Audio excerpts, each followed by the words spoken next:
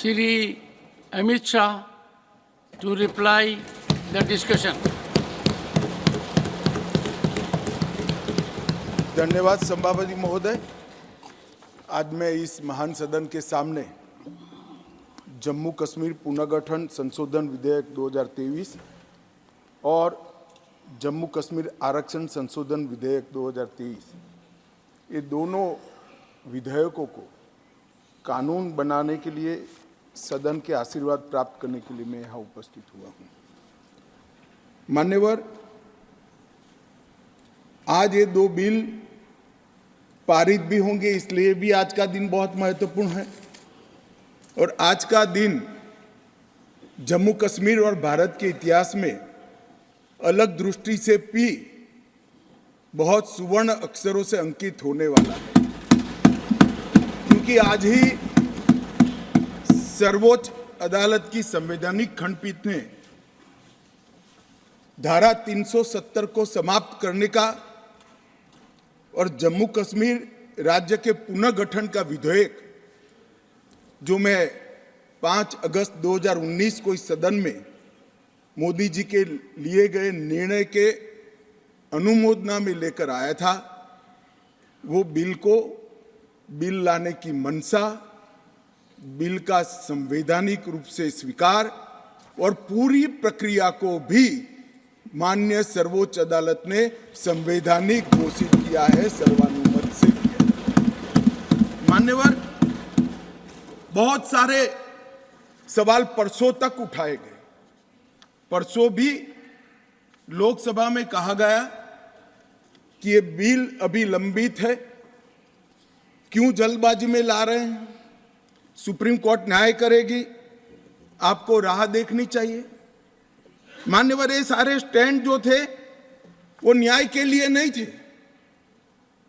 नरेंद्र मोदी जी ने जो निर्णय किया था वो निर्णय को लंबित करने के लिए थे, उस इरादे से किए गए थे। मान्यवर, आज निर्णय कर लिया सुप्रीम कोर्ट ने, और ढेर सारी चीजों को जो भारतीय जनता पार्टी 1950 से बताती थी, और कांग्रेस, विपक्ष और विशेषकर कम्युनिस्ट भाइयों का हमेशा से हम पर आरोप था कि राजनीतिक बातें आप कर रहे हो, इस सारी चीजों को आज सर्वोच्च अदालत ने अमली जामा पहना दिया। न्यायालय ने माना कि जम्मू कश्मीर के पास कभी भी आंतरिक संप्रभुता नहीं थी, जो हमारा कहना था। उन्होंने कहा कि भारत के साथ ट्रीटी के कारण भारतीय संविधान के बाहर राज्य को कोई आंतरिक संप्रभुता नहीं मिलती है, इस बात को सुना। मान्यवर, न्यायालय ने माना कि अनुच्छेद 370 एक अस्थायी प्रावधान था, इसमें कोई शंका कुशंका नहीं है। ये संवैधानिक सत्य है कि धारा 370 अस्थायी समाधान। अब ये कुछ लोगों को पसंद नहीं आता है, और जो नेहरू जी के विचारों के, नेहरू जी के कामों के बड़े प्रशंसक है और अनुयायी है, उनको भी पसंद नहीं आता है जो हम कहते हैं। मगर मैं उनको बड़ी विनम्रता से पूछना चाहता हूं, अगर धारा 370 इतनी ही न्यायिक थी, इतनी ही जरूरतमंद थी, तो इसके सामने एक ही आर्टिकल है मान्यवर, जिसके सामने टेम्पररी शब्द का उपयोग किया गया, वो स्वयं नेहरू जी ने क्यों किया होगा?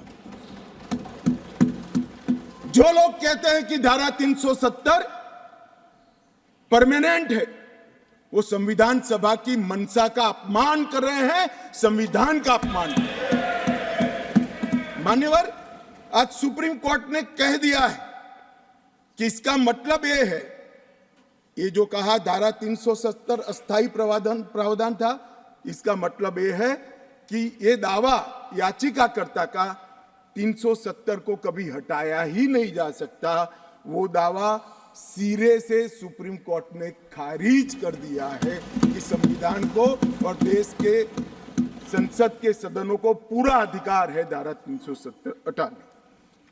मान्यवर, न्यायालय ने यह भी माना कि राज्यपाल शासन और राष्ट्रपति शासन की जो उद्घोषणाएं हुई, इस पर भी ढेर सारे सवाल उठा गए कि राष्ट्रपति शासन गलत तरीके से लगाया गया, राज्यपाल शासन गलत तरीके से लगाया गया।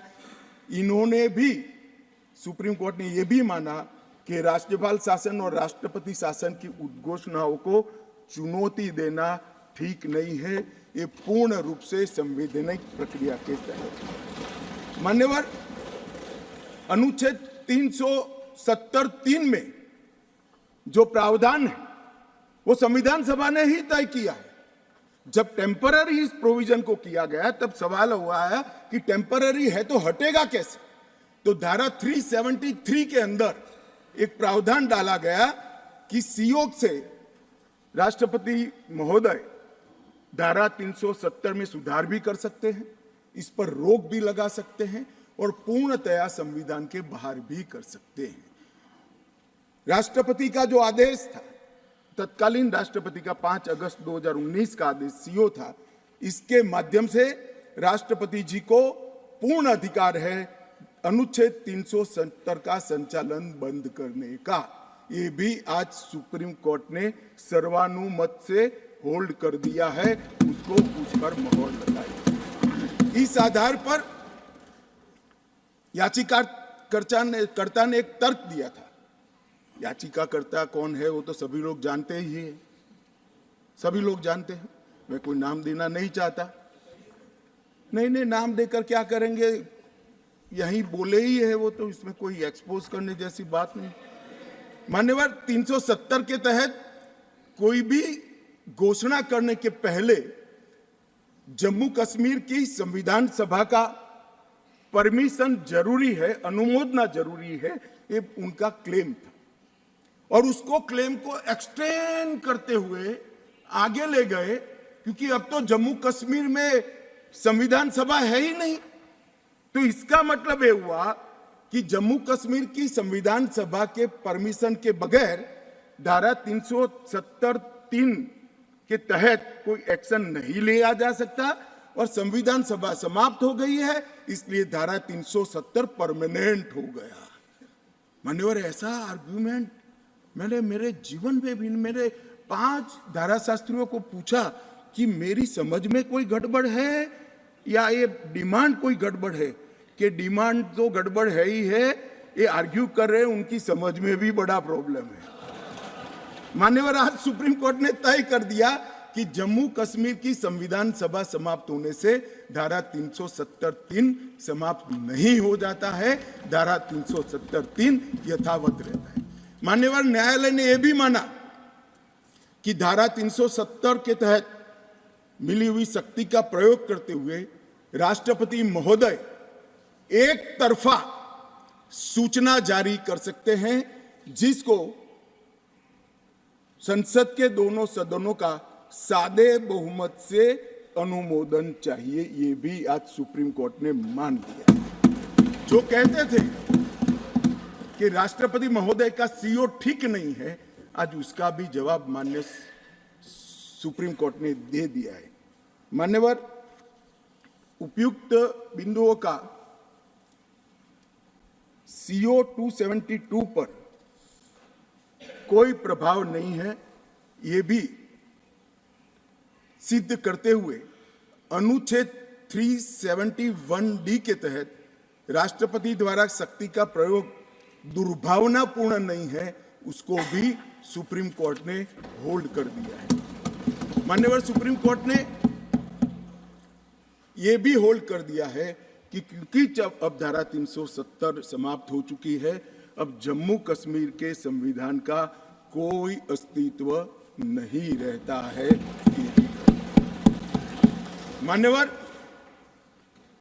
न्यायालय ने चुनाव कराने के लिए भी चुनाव आयोग को निर्देश करे। मान्यवर, बहुत सारे लोग, अब इसमें तो इतना सारा लूट गया, जो दावे थे सारे खारिज हो गए। तो एक पूंछ पकड़कर मैंने बाइट देखा करते हैं, क्या पूंछ पकड़ते हैं कि चुनाव आयोग ने ऑर्डर कर दिया। अरे भाई, क्या ऑर्डर करा? मैंने स्वयं कहा है कि हम चुनाव कराएंगे, इसमें कौन सी बड़ी बात है? इसी सदन में कहा है, लोकसभा में करा है, एज ए गृह मंत्री ऑन रिकॉर्ड करा है। उन्होंने कहा कि भाई राज्य का स्टेटस वापिस देंगे, तो ये भी मैंने कहा है कि अप्रोप्रिएट टाइम पर राज्य का स्टेटस हम वापिस देंगे। और सुप्रीम कोर्ट ने भी ये जो कहा है उसमें मेरे सदन में के बयान को और सॉलिसिटर जनरल के सुप्रीम कोर्ट के सामने बयान को कोट करते हुए कहा है। अब मुझे कोई समझाए इसमें विजय कहां से हुई है? घोर पराजय में विजय कैसे ढूंढना, इसकी कला कोई आप लोगों से सीख ले साहब। इतने बड़े घोर पराजय विजय कैसे ढूंढना, इसका कोई अभ्यास वर्ग साहब रखना चाहिए साथ अर्थ में। ये बहुत बड़ी कला है। मैं तो आज अगर उनके जैसे मेरे विचार होते तो ये सुप्रीम कोर्ट के जजमेंट को देखकर डिप्रेशन के मारे 1 महीना सदन में ना आता, मगर ये तो प्रेस कर रहे हैं। और कांग्रेस पार्टी ने आज प्रेस करी मान्यवर, और प्रेस में क्या किया कहा कांग्रेस पार्टी ने? कांग्रेस पार्टी ने ये कहा मान्यवर कि ये जजमेंट आने के बाद भी हम मानते हैं कि धारा 370 को गलत तरीके से हटाया गया है। अब मान्यवर देश के दोनों सदनों ने, देश की संसद की दोनों सदनों ने राष्ट्रपति के सीओ को अनुमोदना दे दी, कानून पारित हो गया, कानून नोटिफाइड हो गया। किसी ने चैलेंज भी किया सुप्रीम कोर्ट में, ठीक है, सबका अधिकार है, करना चाहिए। सुप्रीम कोर्ट में एक लंबी बहस भी हुई, 5 जजों की बेंच बनी और 5 सीनियर मोस्ट जज बने बैठे इसमें, लंबी बहस, सबकी सुनवाई हुई, आज फैसला भी आ गया। मगर ये फैसले के बाद भी ये कहते हैं कि हम इसको नहीं मानते हैं और हम मानते हैं कि धारा 370 गलत तरीके से हटाया गया है। मान्यवर, मैं इनको नहीं समझा सकता, मेरी तो मर्यादा है ऐसा, नहीं समझा सकता कि वास्तविकता क्या है। हमें समझना चाहिए कि 42,000 लोग मारे गए हैं। क्यों मारे गए हैं? सवाल हिंदू मुस्लिम का नहीं है। इनसे ज्यादा मुसलमान गुजरात में है, कश्मीर से ज्यादा मुसलमान उत्तर प्रदेश में है, कश्मीर से ज्यादा मुसलमान बिहार में है, कश्मीर से ज्यादा मुसलमान आसाम में है। क्यों वहां अलगाववाद नहीं हुआ? क्यों वहां टेररिज्म नहीं हुआ? बाउंड्री का भी सवाल नहीं है साहब। कई ऐसे राज्य हैं, राजस्थान की बाउंड्री भी पाकिस्तान से लगती है, गुजरात की बाउंड्री भी पाकिस्तान से लगती। क्यों हुआ? क्योंकि धारा 370 अलगाववाद को बल देती थी और अलगाववाद के कारण आतंकवाद खड़ा हुआ। ये समझना ही नहीं था। एक गलत फैसला हो जाता है, कितने भी बड़े आदमी से हो सकता है, किसी भी पार्टी से भी हो सकता है, मगर जब इतिहास सिद्ध कर दे, समय सिद्ध कर दे ये फैसला गलत है, देश के हित में वापिस आना चाहिए। अभी भी मैं कहता हूं वापिस आइए, वरना जितने बचे हो इतने भी नहीं बचोगे। अगर अभी भी इस फैसले को चिपक कर रहना चाहते हो तो देश की जनता देखती है 2024 में 2-2 हाथ भी हो जाएंगे और जनता का परिणाम भी आ जाएगा और मोदी जी तीसरी बार प्रधानमंत्री। मान्यवर, मैं जिस 2 बिल को लेकर आया हूं वो 2 बिल एक प्रकार से सभी पार्टियों को मैंने सुना है, सर्वानुमत से बिल के तत्व को सबने समर्थन किया है। बिल का जो तत्व है, कंटेन है, इसका किया है। मुझे था कि गिटास खड़े हो जाएंगे कि हम अपोज में खड़े हैं, मगर मैं सभी पार्टियों को कहता हूं, तब ये तो काउंट करता हूं कि कम्युनिस्ट पार्टी कभी अच्छे काम का समर्थन नहीं कर सकती है, इसलिए सभी पार्टियों से मेरा मत बाकी दलों से। मान्यवर, कमजोर और वंचित वर्ग ये जो नाम है, किसी भी नागरिक की डिग्निटी को बहुत हर्ट करने वाला नाम है, अंतर की गहराइयों तक दुख खड़ा करने वाला नाम है और बहुत समय से था। आज प्रधानमंत्री जी ने एक जो फैसला लिया है, जिस फैसले को वास्तविक स्वरूप देने के लिए मैं आपके सामने उपस्थित हुआ हूं, इसमें कमजोर और वंचित वर्ग की जगह अन्य पिछड़ा वर्ग ये नाम जोड़ने का फैसला दिया है, जो संवैधानिक टर्म्स है, संवैधानिक शब्द है। मान्यवर, दूसरा बिल जो है वो दूसरा बिल जम्मू कश्मीर में सालों से अलग अलग प्रकार के विस्थापित हुए। मान्यवर, 80 के दशक से आतंकवाद की शुरुआत हुई, 89 से चरम सीमा पर पहुंचा। ढेर सारे कश्मीरी हिंदू, विशेषकर कश्मीरी पंडित और ढेर सारे सिख भाई घाटी छोड़कर पूरे देश भर में बिखर गए। जम्मू में गए, बेंगलुरु गए, गुजरात गए, दिल्ली गए, फरीदाबाद गए, देश भर में बिखरे। सभी राज्यों ने उनकी आवभगत भी की, सभी राज्यों ने उनको रिजर्वेशन भी दिया, कई राज्यों ने उनको नौकरी में प्रायोरिटी दी भी। कश्मीरियों को गले लगाने का काम पूरे देश ने किया है, पूरे देश की जनता ने। मान्यवर, वो बिखरे और ऐसे बिखरे कि अपने ही देश में वो विस्थापित हो गए, निराश्रित हो गए। जिनके पास अरबों खरबों की संपत्ति थी, वो दर दर की ठोकरे खाने के लिए मजबूर हो गए। मान्यवर, उन लोगों को सम्मान देने के लिए, और ये आंकड़ा कोई छोटा मोटा आंकड़ा नहीं है, 46,631 परिवार जो रजिस्टर्ड है वो वहां से विस्थापित हुए हैं, और 1,57,967 लोगों ने हमारे बहुत प्रयास के बाद 19 के बाद हमने एक अभियान चलाया, हर शहर में जाकर एडवर्टाइज दिया है, ऑनलाइन रजिस्ट्रेशन हो गया है और इतने लोग अब तक रजिस्टर्ड हुए। तनख्वाह साहब ने कहा कि बहुत सारे हैं, करना चाहिए। मैं तो उनको निमंत्रित करता हूं, तनख्वाह साहब आप जितने भी छूट गए इसकी सूची लाइए, आधी सेकंड में मैं रजिस्टर कर आपको एक्नॉलेजमेंट दूंगा। मान्यवर, ऑनलाइन प्रक्रिया है और मैं आज इस महान सदन के माध्यम से देश भर में बिखरे पड़े कश्मीरी पंडित और अन्य विस्थापितों को कहना चाहता हूं, नरेंद्र मोदी सरकार आपको न्याय देने के लिए कमिटेड है। आप मुझे लिखिए, कश्मीर सरकार को लिखिए, किसी भी विज्ञ के बगैर आपका रजिस्ट्रेशन कर दिया जाएगा। आप मतदार भी बनोगे, चुनाव भी लड़ पाओगे और जम्मू कश्मीर के अंदर आप मंत्री बनकर भी जा सकते हो। आपको पूरा। मान्यवर, 3 युद्ध भी हुए, 1947 में और 48 में युद्ध हुआ। 31,779 परिवार आज के पाकिस्तान अधिकृत कश्मीर से शरण लेकर भारत में आए। इनमें से 26,319 परिवार तत्कालीन जम्मू कश्मीर राज्य में बसे और शेष 5,460 परिवार अन्य भागों में बसे। दूसरा युद्ध हुआ 65 और 71 का, और छम्ब और नियाबत क्षेत्र से लगभग 10,065 परिवार विस्थापित हुए। 3500 परिवार 65 के युद्ध में हुए और इतने ही करीब 71 के युद्ध में हुए। अब तक 47, 65 और 71 के युद्धों में लगभग 41,844 परिवार विस्थापित हुए हैं। उनको भी भारत सरकार ने ढेर सारी चिंता करी है, मैं आगे बताता हूं।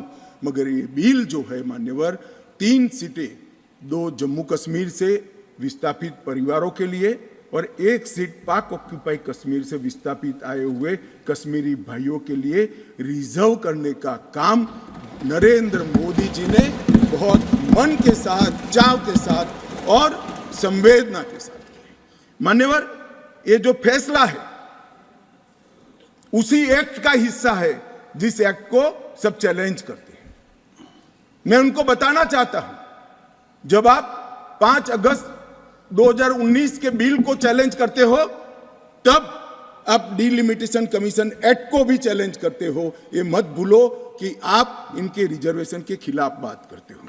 मान्यवर, डिलिमिटेशन कमीशन ने गंभीरता से विचार करने के बाद समुदायों का प्रतिनिधित्व नॉमिनेशन द्वारा कराने की सिफारिश की है। और मान्यवर, जम्मू कश्मीर प्रशासन ने, जो आज स्वाभाविक है राष्ट्रपति शासन है, उसने भी अपना अभिप्राय डिलिमिटेशन कमीशन को दिया था भारत सरकार ने के गृह मंत्रालय ने भी दिया था कि इनके प्रति सिंपैथेटिक व्यू लेना चाहिए, इनका प्रतिनिधित्व होना चाहिए। जब वो अपनी जमीन में ही नहीं है तो असेंबली में कैसे चुनकर जा सकते हैं। मान्यवर, और ये आदेश उन्होंने प्रकाशित किया था, जिसको आज कानूनी जामा पहनाकर मैं ये बिल को लेकर उपस्थित हुआ हूँ। मान्यवर, ये जो डिलिमिटेशन कमीशन ने और भी कई फैसले किए हैं, मैं जरा सदन के सामने पूर्व की स्थिति और अभी की स्थिति बताना चाहता हूँ। पूर्व में जम्मू में सिर्फ 37 सीट थी, 37 सीट थी। अब नए डिलिमिटेशन कमीशन ने 37 से बढ़ाकर 43 सीट जम्मू क्षेत्र में बनाने का काम। मान्यवर, कश्मीर में 46 सीट थी, 46 सीटें थी। अब 46 की जगह 47 सीटें, 47 सीटें बनाने का काम। इस तरह से जम्मू और कश्मीर दोनों को मिलाकर 83 सीटें थी। लद्दाख की सीटें निकाल दी है क्योंकि वहां यूटी बन चुकी। 83 सीटें थी, उसकी जगह 90 सीटें अब डिलिमिटेशन कमीशन ने करी है, जिसको भारत सरकार ने माना है। और पाक ऑक्यूपाई कश्मीर की 24 सीटों को आरक्षित रखा गया है, क्योंकि हम अभी भी मानते हैं, कोई जिसको जो बोलना है वो बोले। इस सदन में बोला हुआ शब्द इतिहास बनता है। मैं आज फिर से कहना चाहता हूं, पाक ऑक्यूपाई कश्मीर भारत का है, हमारा है, और हमसे कोई नहीं चाहता। मान्यवर, हमने 24 सीटें पाक ऑक्यूपाई कश्मीर के लिए सुनिश्चित की है। मान्यवर, अब तक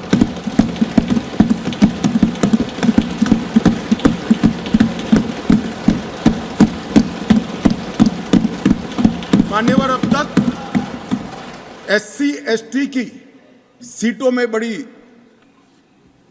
विसंगतताएं भी थी, और जो दिग्विजय की कहते थे संवेदनशील अप्रोच होना चाहिए, संवेदनशीलता होनी चाहिए। SC ST के प्रति संवेदना से ही ये निर्णय हुआ है। पहले जो 7 सीटें थी SC की, उसको हमने बरकरार रखा, और ST की सीट 0 थी, क्योंकि धारा 370 परमिट नहीं करती थी। अब परमिट करती है। 9 सीटों को रिजर्व कर दिया।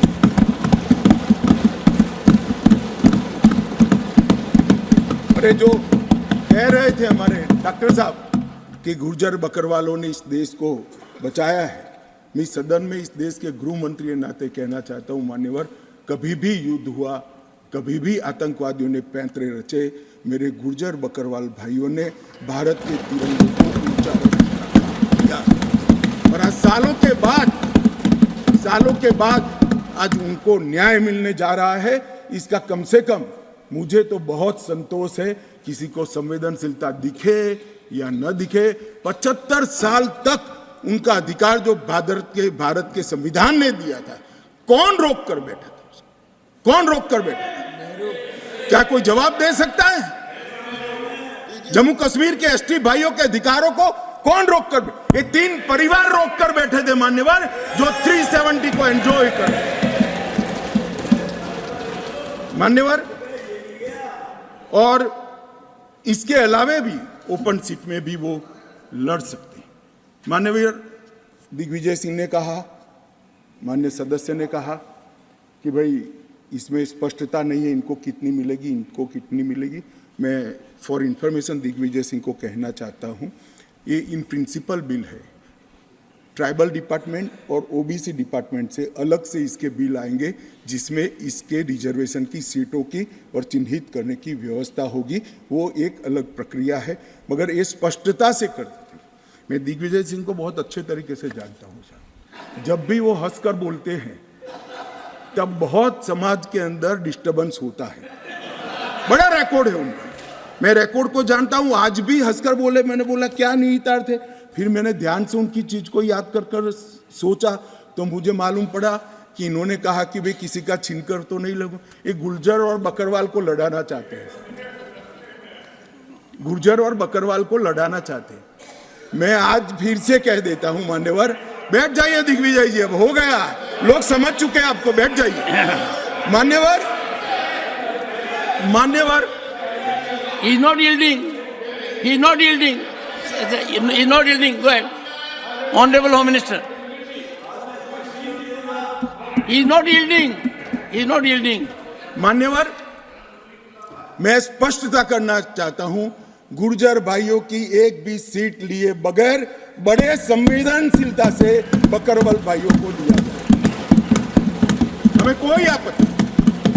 गुर्जरों को जो फायदा मिला है उसमें कोई बदलाव नहीं होगा। ट्राइबल के सारे फायदे एजुकेशन में और बाकी सारे नौकरियों के रिजर्वेशन में जितने भी फायदे गुर्जर भाइयों को मिल रहे हैं, पहाड़ियों को मिल रहे हैं, वो पहाड़ियों को जो भी मिलेगा वो उसके अलावे मिलेगा।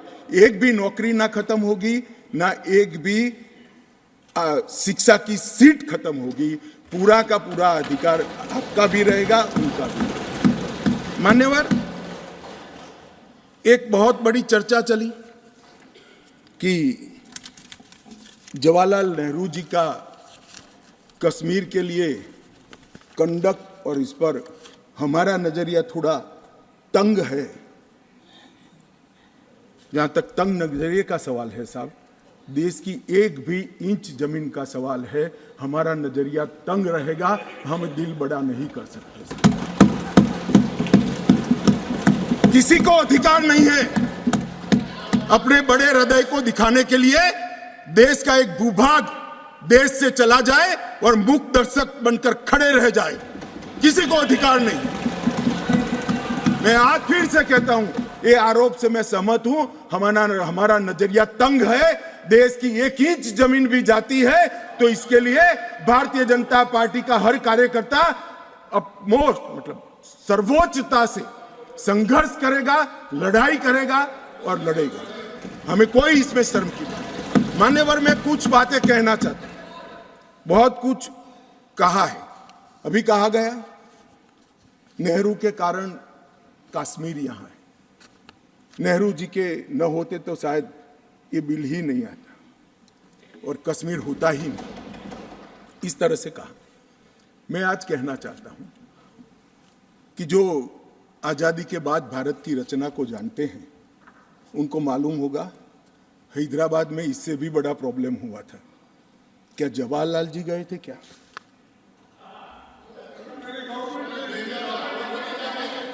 तो यहां गवर्नमेंट नहीं, यहां नेहरू। क्या कर रहे हो खड़गे जी? अभी भी वापस आओ।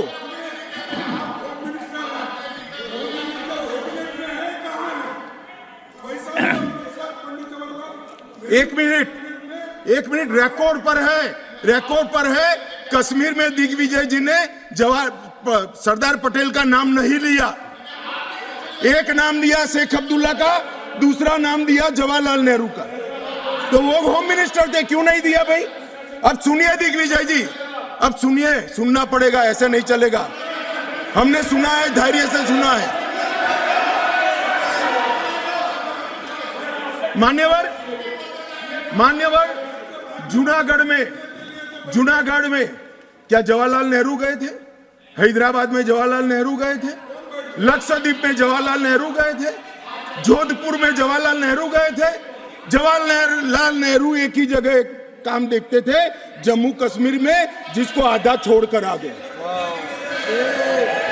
एक ही जगह देखते। मान्यवर, दूसरा, विलय लेट क्यों हुआ? सारे लोग जानते हैं साहब, इतिहास को 1000 फुट नीचे दफन कर दो, वो ऐसा बीज है जो वटवृक्ष बनकर सच्चाई बाहर आ जाती है। सब जानते हैं कि हमारा विलय इसलिए लेट हुआ कि महाराजा पर किसी एक व्यक्ति को विशेष स्थान देने का आग्रह था, शेख अब्दुल्ला को विशेष स्थान देने का आग्रह था। इसके कारण विलय लेट हुआ और पाकिस्तान को आक्रमण करने का मौका। मैं आज ये पूछना चाहता हूं कि इतने सारे कठिन राज्यों का विलय हो गया, कहीं पर 370 क्यों नहीं है? क्यों नहीं है? ना जोधपुर में है, ना जूनागढ़ में है, ना हैदराबाद में है, ना लक्षद्वीप में है। क्यों 370 नहीं है? कि संवेदनशील हृदय के कारण 370 है। संवेदनशील हृदय। मान्यवर, कंडीशन किसने रखी? किसने स्वीकार की? इतिहास जवाब मांगता है, देश की जनता जवाब मांगती है। जवाब देना पड़ेगा, भाग नहीं सकते इतिहास से कोई। मान्यवर, सेना भेजने में देरी क्यों हुई? और ये कहते हैं कि इसके बाद भी देरी हुई है। मैं साहब एक रेफरेंस सैम मानेकशॉ का देना चाहता हूं। फील्ड मार्शल सैम मानेकशॉ तब डायरेक्टर ऑफ मिलिट्री ऑपरेशंस थे। उन्होंने एक जगह पे कहा है कि कबीलाई हमलावर आक्रामक और लूट मचा रहे थे, तब चर्चा में ही व्यस्त थे। मैं व्यक्ति का नाम देना नहीं चाहता वरना खड़े हो जाएंगे। तब एक मीटिंग में सैम मानेकशॉ मौजूद थे। सरदार पटेल जी ने नेहरू जी को कहा, जवाहर आप कश्मीर चाहते हो या नहीं चाहते हो, देरी क्यों हो रही है? तब जाकर सेना भेजने का निर्णय हुआ है। जवाब देना पड़ेगा। नहीं दिग्विजय भी ऐसे मत करे, मैं भेज दूंगा आपको, पुस्तक ही भेज दूंगा। मान्यवर, Honorable Home Minister is not yielding. He is not yielding. Honorable Home Minister is not yielding. मान्यवर, एक बात सर्वविदित है, अगर असमय सीज फायर असमय नहीं होता तो आज पाक ऑक्यूपाई कश्मीर नहीं होता। अब पत्रों का जिक्र कर रहे हैं, किसी अंग्रेज सेनापति ने देखा, मैं जरूर देखूंगा इसको, अगर लिखा है तो देखना चाहिए। परंतु अफसर कुछ भी कहे, देश का प्रधानमंत्री का देश की जमीन के लिए संवेदनशीलता होना चाहिए या नहीं होना चाहिए? मान्यवर, इतना छोटा सवाल है। हमारी सेना जीत रही थी, वो भाग रहे थे, 2 दिन रुक जाते, पूरा पाक ऑक्यूपाई कश्मीर तिरंगे के तले आ जाता। क्यों किया? दूसरा, क्यों मामले को यूएन में ले जाया गया? अब ये सारी चीजों को आप कहते हैं कि रेफरेंस लाइए। मान्यवर, मुझे मालूम था दिग्विजय सिंह, हाँ करता हूं, बैठिए, मुझे मालूम था साहब ये खड़े हो जाएंगे, इसलिए मैं लेकर आया। मैं एक कोट अनकोट पढ़ता हूं।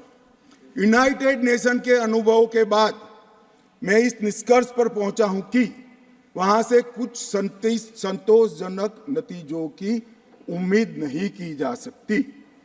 मुझे सीज फायर करना अच्छा फैसला लगा, लेकिन इस मसले को ठीक से हम नहीं निपट पाए, नहीं परख पाए। हम सीज फायर पर और विचार करके बाद में निर्णय करना चाहिए था।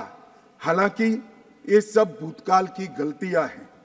ये जो कोट है किसी और का नहीं है, जवाहरलाल नेहरू का है। अब उनको तो मानोगे या नहीं मानोगे कि उन्होंने गलती की है, स्वीकार करी है। और साहब एक मिनट, सोर्स भी बता देता हूं, Nehru memorial museum and library, Jawaharlal Nehru connection, JNSG 143 part 1। और उस वक्त जब अरे भाई, स्वयं नेहरू कह रहे हैं मेरी गलती थी, क्यों इतना पकड़ कर रखा है पूंछ? मान्यवर, और चलो संयुक्त राष्ट्र में जाना भी था तो अनुच्छेद 51 में क्यों ले गए, जहां भारत के अधिकार सीमित होते थे? अनुच्छेद 35 में जाते तो भी हमें कोई दिक्कत नहीं होती। ये भी एक बहुत बड़ा गलत फैसला था। और मैं बताता हूं मान्यवर, एक कहते हैं कि धारा 370 निरस्त कर दी। अगर कल को ये 40 साल के बाद, जोर से बोले मनोज झा जी, 40 साल के बाद, क्योंकि वो मानते हैं कि 40 साल के बाद मैं नहीं हूंगा, मैं तो 60 का हो गया, मेरा आयु 40 साल का हो ही नहीं सकता। वो कहते हैं 40 साल के बाद इतिहास पूछेगा तो कौन रिस्पॉन्ड? मैं बताता हूं, 2 सदी तक अगर धारा 370 का फैसला गलत है तो मेरी सरकार का है, मेरा फैसला। प्रधानमंत्री नरेंद्र मोदी जी ने फैसला लिया है। ना मोदी जी इस फैसले से भाग सकते हैं, ना हमारी कैबिनेट भाग सकती है, और ना हमारा पार्टी भाग सकता है। रिस्पॉन्सिबिलिटी ऑन करनी पड़ती है। जब इमेज बिल्डिंग के लिए बड़े बड़े फैसले लेते हैं, संवेदनशील दिमाग से फैसले लेते हैं, तब इसको ऑन भी करना पड़ता है और देश को जवाब भी देना पड़ता है। इस तरह से नहीं चलता है इतिहास। और इतिहास, मेरी बात आज भी मानकर चलिए दिग्विजय सिंह, इतिहास किसी को नहीं बख्शता है, किसी को नहीं बख्शता है। मान्यवर, आज जो बिल लेकर मैं आया हूं, काफी लोगों ने पूछा कि क्या बदलाव आया है। अब मेरी कोई चश्मे की दुकान तो है नहीं जिससे वास्तविकता दिखाने का चश्मा मैं किसी को पहना सकूं। सबको अपने अपने चश्मे से देखना पड़ेगा, और चश्मे का अगर कांच गलत है तो दृश्य गलत हो जाता है। मान्यवर, पूरा कश्मीर और जो 2 करोड़ यात्री पूरे देश से जाकर आए, लाखों यात्री अमरनाथ यात्रा कर आए, हर महीने लाखों यात्री वैष्णो देवी के दर्शन करके आते हैं, और 100 से ज्यादा अधिक फिल्मों के शूटिंग हुए हैं, वो सभी एक मुख से कहते हैं कि कश्मीर की परिस्थिति अच्छी है, मगर स्वीकार करने को तैयार नहीं। मुझे मालूम नहीं है कौन सा चश्मा पहनकर ये देखते हैं। मान्यवर, मैं आज कहना चाहता हूं कि जिस कश्मीर में 40,000 से ज्यादा लोग मारे गए, कई पिताओं ने अपने कंधों पर बेटे के जनाजे लेकर गए। मान्यवर, अपनी बेटी की डोली तक कई लोग नहीं देख पाए, और कई बहनों ने अपने भाई को खो दिया। इनकी वेदना, हृदय अगर संवेदनशील है तो ही इसका अनुभव कर सकते हैं, मगर हमारे हृदय में जिनके हाथ में हथियार है, इसके लिए ही संवेदना है, तो इसका रास्ता मेरे पास नहीं है। मान्यवर, मैं इनकी मदद नहीं कर सकता, क्योंकि हमारे लिए मन में संवेदना है कश्मीर के युवा के लिए, कश्मीर की बच्चियों के लिए, और घाटी के भविष्य के लिए संवेदना है, आतंकवादियों के लिए नहीं। मान्यवर, मैं समझता हूं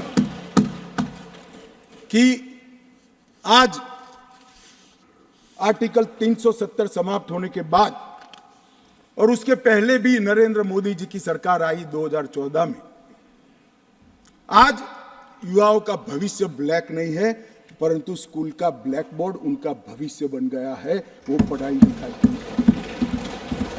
जो युवा, मान्यवर, पत्थर लेकर घूमते थे, मोदी सरकार ने, इस प्रधानमंत्री ने इसके हाथ में लैपटॉप पकड़ाने का काम किया है। पूरी दुनिया का एक्सेस, और आतंकवाद और अलगाववाद की बात करने वाले लोग धारा 370 कर आधार बनाकर अलगाववाद की बात करने वाले लोग, आज जो लोग बात करते हैं उनकी कश्मीर की जनता अनसुनी करती है, डेमोक्रेसी और डेवलपमेंट की बात करती है। मान्यवर, ये आज बदलाव हुआ है। अभी कह रहे थे कि मैंने सदन में कहा था कि आतंकवाद समाप्त हो जाएगा। मैं मेरे जीवन में बोला हुआ भूलता नहीं हूं, और जो बोलता हूं उसको ओन करता हूं। मैंने कहा था कि 370 के कारण अलगाववाद की भावना समाप्त हो जाएगी, और जब अलगाववाद की भावना समाप्त होगी, सहन आतंकवाद कम हो जाएगा, समाप्त हो जाएगा। मान्यवर, ये बीच मझधार में 40 साल इन्होंने गलतियां करी, 80 के दशक से गलतियां करते आए, संवेदनशील हृदय से सोचते रहे, संवेदनाएं हथियार उठाने वालों के लिए रखे, और इस 40 साल की गलती को ऐसा सोचते हैं कि मोदी जी के 4 साल में सुधर जाएगा। मगर आपकी बात सही है, अपेक्षा ऐसी ही रखनी चाहिए। मैं अब विषय पर, मान्यवर, मैं बहुत पास में नहीं जाता। जब चरम सीमा पर थे तब तो आंकड़े बहुत भयावह थे, 90 के दशक में बहुत भयावह आंकड़े थे, परंतु मैं यूपीए शासनकाल की बात करना चाहता हूं।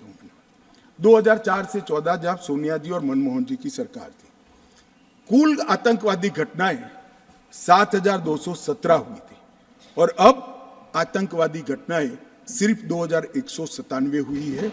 ये 10 साल। अब सुन लीजिए, बाद में मुद्दा खड़ा करिए खड़गे जी।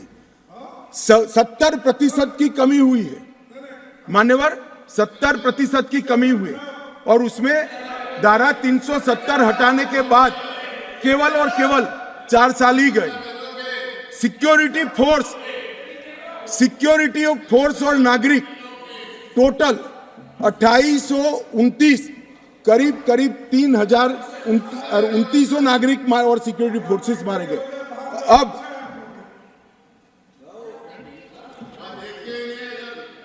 मान्यवर 3,000 नागरिक उस वक्त 4 से 14 में मारे गए, 14 से 23 में 891 नागरिक मारे गए, 70% की कमी।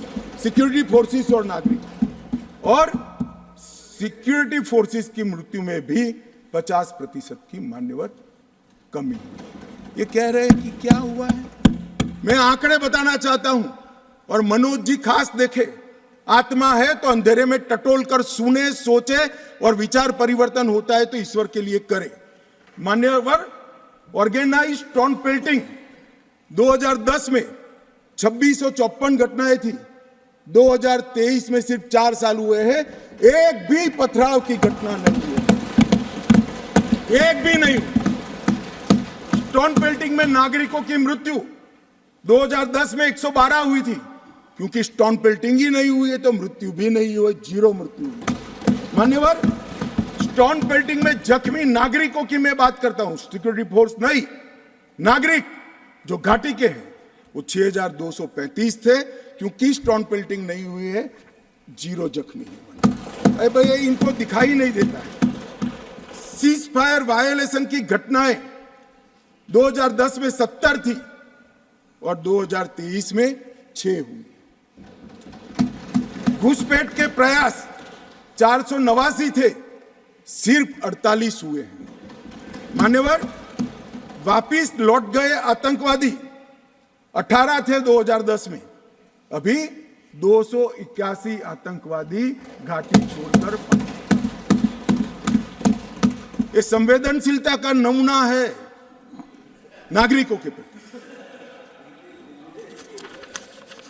मान्यवर, मैं आज बताना चाहता हूं आपको, इसलिए बताना चाहता हूं कि हमने सिर्फ टेररिज्म के खिलाफ आवाज नहीं उठाया है, टेररिज्म के खिलाफ आवाज नहीं उठाया है, इस पर आक्रामक कार्यवाही करी, ऐसा नहीं है। हमने टेररिज्म की इको सिस्टम को खत्म करने का काम किया। जो टेररिज्म को फाइनेंस करते थे उन पर भी काम किया है। एनआईए द्वारा टेरर फाइनेंस के केस 32 रजिस्टर किए गए, 2014 के पहले एक भी केस। स्टेट इन्वेस्टिगेशन एजेंसी ने टेरर फाइनेंस के केस 51 रजिस्टर किए, पहले स्टेट इन्वेस्टिगेशन एजेंसी की जरूरत ही महसूस नहीं की गई थी। और मान्यवर, 229 टेरर फाइनेंस केस में अरेस्ट हुई है, 150 करोड़ की प्रॉपर्टी सीज हुई है, 57 प्रॉपर्टी सीज हुई है, और एसआईए द्वारा 134 बैंक अकाउंट में लगभग 100 करोड़ से ज्यादा रकम को फ्रीज करने का काम नरेंद्र मोदी। ये जो कह रहे हैं क्या बदलाव आया, मैं दिखाता हूं बदलाव क्या है। मान्यवर, आज मैं इतना कह रहा हूं कि हमने एक बहुत बड़ा कठोर निर्णय सुरक्षा की दृष्टि से हमने उठाए हैं। मान्यवर, मैं आज बताना चाहता हूं, पहले 2014 के पहले और आर्टिकल 370 नाबूद होने के पहले आपने देखा होगा, आतंकवादियों के जनाजों में 25-25 हजार की भीड़ आती। मैं सभी सदस्यों को कहना चाहता हूं, एक भी दृश्य अभी देखा है 370 के बाद? ना, कोई नहीं करता साहब, क्योंकि हमने निर्णय किया है जो भी आतंकवादी मारा जाएगा उसी जगह पे संपूर्ण धार्मिक सम्मान और रीति रिवाज के साथ वहीं दफना दिया जाएगा। स्टोन पेल्टिंग क्यों कम हुई? जितनी नौकरियों की एडवर्टाइज है, इसमें सरकार ने तय कर लिया है कि स्टोन पेल्टिंग का एक भी केस अगर रजिस्टर है तो वो परिवार में से किसी को नौकरी नहीं मिली। क्यों ये विदेश भागकर आतंकवाद करते हैं वो लोग डरे हैं? क्योंकि हमने तय किया है जिसका परिवार का जन पाकिस्तान बैठकर आतंकवाद को प्रोत्साहन देता है, उसके परिवार में किसी को नौकरी नहीं मिलेगी। मान्यवर, हमने तय किया है कि जो टेलीफोन रिकॉर्ड के आधार पर प्रस्तापित होता है कि किसी का परिवार का व्यक्ति लिप्त है आतंकवाद को बढ़ावा देने में, तो नौकरी में है तो भी उसको डिसमिस करने के सर्विस रूल्स हमने बनाए। मान्यवर, जीरो टेरर प्लान और कंप्लीट एरिया डोमिनेशन के माध्यम से पूरे टेररिस्ट प्रभावित क्षेत्र को आज हमने सुरक्षित करने का काम किया है। मान्यवर, आज मैं कहना चाहता हूं, जेल अड्डा बनकर पड़ी रही थी। नरेंद्र मोदी सरकार ने जेलों के अंदर जैमर लगाकर सख्ती लगाने का काम किया है और 105 करोड़ की लागत से एक नई जेल बन रही है जो सिर्फ टेररिस्टों के लिए बनेगी। मैं विश्वास के साथ कहता हूं, वो जेल की सुरक्षा कोई भेद नहीं पाएगा और टेररिज्म के अंदर कोई अपना योगदान नहीं देगा। मान्यवर, बार काउंसिल में भी जो समर्थक थे उनको भी संदेश कर दिया गया है और रोजगार, पासपोर्ट और गवर्नमेंट कॉन्ट्रैक्ट के लिए भी हमने ढेर सारी चीजें करी हैं। मान्यवर, आदत पड़ गई थी, हमले हो तो बुला देना, इधर उधर कोई बड़ा एक्शन ले लेना जिससे दूसरे दिन के अखबार के टाइटल बदल जाए। हम छिपाने में विश्वास नहीं करते हैं मान्यवर। हमारे समय में भी हमले हुए शुरू में, क्योंकि पुरानी आदत पड़ी थी। उरी में भी हुआ, पुलवामा में भी हुआ। हमने सर्जिकल स्ट्राइक और एयर स्ट्राइक कर घर में घुसकर जवाब देने का काम है। हमें संवेदनशीलता कश्मीर के युवाओं के लिए, मगर संवेदनशीलता की व्याख्या टेररिज्म के लिए नहीं। माफ करना दिग्विजय जी, टेररिस्टों के लिए हमारे मन में कोई संवेदना नहीं। हथियार डाल दे, मेन स्ट्रीम में आए, स्वागत है उनका। मन मैं आज भी कहता हूं, नॉर्थ ईस्ट में कई लोग हथियार डालकर मेन स्ट्रीम में आए हैं। अगर कश्मीर में भी युवा भले हाथ में हथियार पकड़ा हो, हथियार डाल दे, कानून की अदालत के शरण में आए, हम उसका स्वागत करते हैं। संवेदना से हमारा हृदय भरपूर। मान्यवर, हमने जो किया है वो युवाओं के लिए किया है। मान्यवर, ये लोग पूछते हैं कि क्या हुआ। हमने धारा 370 और 35A को हटा दिया। मान्यवर, धारा 370 और 35 से कश्मीर के लोगों को तो अन्याय करती ही थी, मगर देश के आत्मसम्मान को भी ठेस पहुंचा। ये सिर्फ कश्मीरी लोगों का सवाल नहीं था, मनोज जाजिब, कश्मीरी लोगों का सवाल नहीं था, 130 करोड़ लोगों का सवाल था। हमारे स्थापक नेता श्यामा प्रसाद मुखर्जी ने उस वक्त सवाल उठाया था और नेहरू जी की मिनिस्ट्री छोड़ दी थी कि एक देश में 2 विधान, 2 प्रधान और 2 निशान कैसे हो सकते हैं? नहीं हो सकते। और इसलिए इन्होंने इस पर आंदोलन किया और उनकी शंकास्पद मृत्यु हो गई और वो शहीद हो गए। मान्यवर, आज मुझे आनंद है, कश्मीर के लिए मरने वाला हर फौजी, छोटे से छोटा व्यक्ति, नागरिक से लेकर श्यामा प्रसाद मुखर्जी तक, जिन ने बलिदान दिया है, वो सभी लोगों की आत्मा आज इस देश में से 2 विधान, 2 निशान और 2 प्रधान समाप्त कर संतुष्टि का सांस लेगी। आज सुप्रीम कोर्ट का फैसला मान्यवर ऐतिहासिक फैसला है और ये फैसले को मैं बहुत मन के साथ 130 करोड़ की जनता की ओर से स्वागत भी करता हूं और अभिनंदन। मान्यवर, आज एक संविधान, एक राष्ट्रध्वज और एक प्रधानमंत्री बन चुका है। श्यामा प्रसाद मुखर्जी का स्वप्न साकार हो चुका है। 2 राजधानी रखी, 2 दरबार रखे, सालाना 200 करोड़ रुपए का खर्च होता है। मान्यवर, अब एक केंद्रीय कानून है, जो केंद्रीय कानून है सभी राज्यों में जाता है, ऐसे कश्मीर में भी जाता है। मान्यवर, कश्मीरी, डोगरी, हिंदी, इसको पहली बार मान्यता देने का काम प्रधानमंत्री नरेंद्र मोदी जी ने किया। 35A के तहत कश्मीर की महिलाओं को न्याय देने का काम प्रधानमंत्री नरेंद्र मोदी जी ने किया। मान्यवर, शिक्षा हो, नौकरी हो, पहली बार रिजर्वेशन देने का काम प्रधानमंत्री नरेंद्र मोदी जी ने किया। पहली बार एसटी समुदाय को विधानसभा में आरक्षण देने का काम नरेंद्र मोदी जी ने। राइट टू एजुकेशन एक्ट पहली बार धारा 370 जाने के बाद वहां हुआ। भूमि अधिग्रहण, पुनर्वसन और पुनर्स्थापना में उचित मुआवजा का कानून पहली बार जम्मू कश्मीर में धारा 370 में। फॉरेस्ट राइट्स एक्ट पहली बार 370 समाप्त होने के बाद। SC/ST prevention of atrocity act पहली बार जम्मू कश्मीर में 370 जाने के बाद। विसल ब्लोअर प्रोटेक्शन एक्ट पहली बार जम्मू कश्मीर में 370। साहब ये विसल ब्लोअर, ये भ्रष्टाचार के जुड़ा हुआ मामला है। जम्मू कश्मीर के किसी भी नागरिक को पूछो, सिफारिश के सिवाय नौकरी नहीं मिलती थी। माननीय, बड़ी परेशानी थी, भ्रष्टाचार होता था, क्योंकि 3 ही परिवारों का शासन था। क्यों विसल ब्लोअर प्रोटेक्शन एक्ट वहां लगाएंगे? अभी अभी झारखंड में किसी एमपी के यहां, मैं किस दल के हैं कहना नहीं चाहता, पूरी दुनिया जानती है, इतनी सारी कैश मिली कि बैंक के कैशियर कहते हैं हमने भी इतनी कैश कभी देखी नहीं है।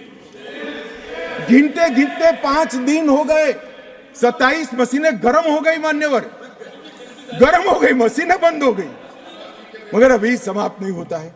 और एक भी एक घमंडिया गठबंधन ने इसकी टीका भी नहीं की है, उसको सस्पेंड भी नहीं किया, एक भी। मान्यवर, ये खड़े हो गए,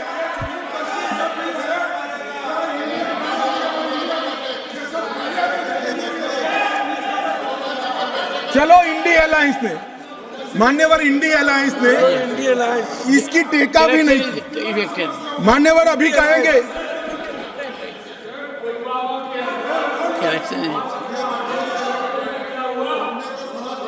Correction is elected. But take it. मान्यवर मुझे मालूम है नहीं बैठेंगे, क्योंकि ओबीसी को सम्मान देना है, महिलाओं को रिजर्वेशन देना है, ये नहीं बैठेंगे, मुझे पूरा भरोसा है। वॉकआउट करेंगे। कितनी भी कटु बात को हम सुन लिए, अब आप जवाब नहीं सुनोगे, क्या बात है? 6 घंटे तक मैंने सुना है आपको, कैसे ना नहीं सुनोगे मुझे?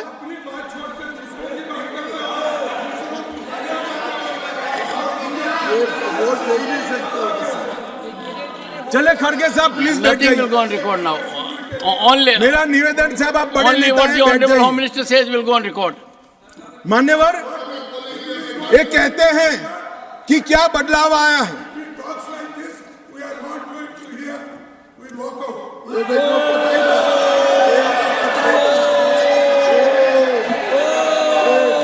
ओबीसी बोलिए साहब, ओबीसी बोलिए, महिला ओबीसी, अरे महिला और ओबीसी के लिए नहीं बैठ सकते।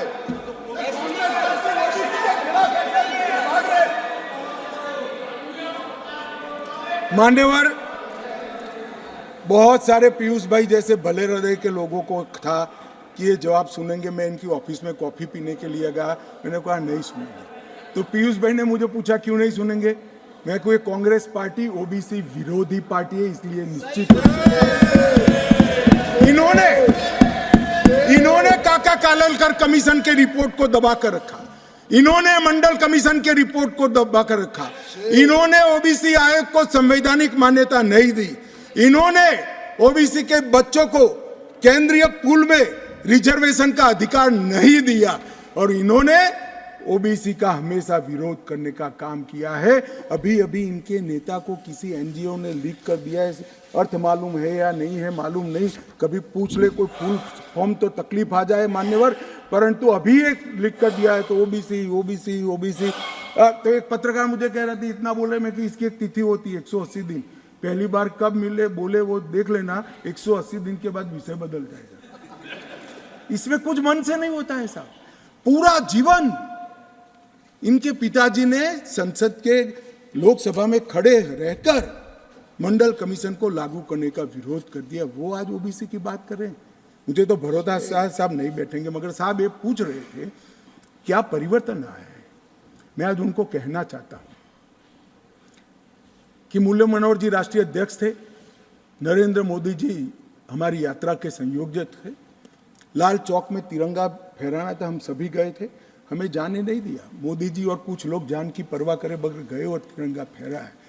तिरंगा फहराने के लिए भारत के हिस्से पर सेना को दखल करना पड़ता था, वही लाल चौक में 26 जनवरी को घर घर तिरंगा फहरा गया। मान्यवर कहते हैं क्या परिवर्तन आया है। 30 साल से थिएटर बंद थे, थिएटर नहीं चलते थे कश्मीर में। क्यों नहीं चलते थे? मैं इसकी मीमांसा में नहीं जाना, परंतु आज कश्मीर में 3 थिएटर चालू हो गए हैं और 18 थिएटर घाटी में खुलने के इंतजार कर रहे हैं और कई लोगों ने लोन का एप्लीकेशन किया। मान्यवर, शूटिंग नहीं होता था, 21 से अब तक 24 तक 100 शूटिंग हो चुके हैं मान्यवर, 100 शूटिंग हो चुके हैं मान्यवर। ये सब कहेंगे, इसको भी धर्म के चश्मे से देखेंगे। मैं आज कहना चाहता हूं कि मुहर्रम का जुलूस भी 30 साल तक नहीं निकला था, अभी नरेंद्र मोदी सरकार के समय में। मान्यवर, इनको बदलाव दिखाई नहीं पड़ेगा। जैसे मैंने कहा, उनके चश्मे में खराबी है, वो आज भी गलती स्वीकार करने के लिए तैयार नहीं है।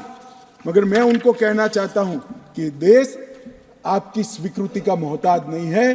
देश की जनता अब समझ चुकी है कि कश्मीर के सवाल के मूल में जवाहरलाल नेहरू की गलतियां थी, वो पूरा देश। मान्यवर, जीएसडीपी वो डेवलपमेंट का बड़ा द्योतक होता है। 1 लाख करोड़ का जीएसडीपी था 2014-15 में और आज 2,27,927 करोड़, डबल हो चुका है। डिग्री कॉलेज 94 थे, आज 147 है। ना आईआईटी था, ना आईएम था, ना एम्स था। आईआईटी भी खुल चुका, आईएम भी खुल चुका, 2 एम्स की प्रक्रिया चल रही है, एक खुल चुका है, दूसरा खुल जाएगा। मेडिकल कॉलेज 4 थे, 7 नए मेडिकल कॉलेज खुले। नर्सिंग कॉलेज 1 भी नहीं था, 15 नर्सिंग कॉलेज खुले। मेडिकल सीट 500 थी, आज 1300 मेडिकल सीटें हैं।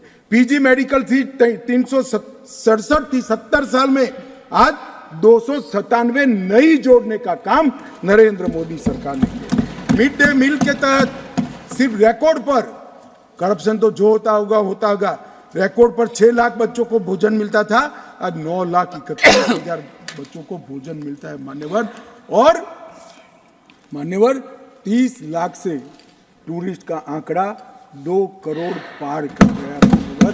ये बताता है कि घाटी में ठीक है। 1485 से अधिक होम स्टे, अभी बताया जांगड़ा जी ने कि पहचान छुपा कर जाना पड़ता था, अच्छी गाड़ी में नहीं बैठ सकते थे, परिचय नहीं दे सकते थे। यहाँ घाटी के मुसलमान भाइयों के वहाँ होम स्टे चल रहा है और गुजरात, महाराष्ट्र, बंगाल से जाने वाले व्यक्ति इनके घर में रहकर खाना खाकर घाटी का लुत्फ लगभग 10,000 बिस्तर होम स्टे के अंदर हो गए मान्यवर। और प्रधानमंत्री ग्राम सड़क योजना प्रतिवर्ष 1100 का एवरेज था, अब 8,086 किलोमीटर का एवरेज बना है। 47 स्मार्ट सिटी के तहत योजनाएं थी, आज 173 है।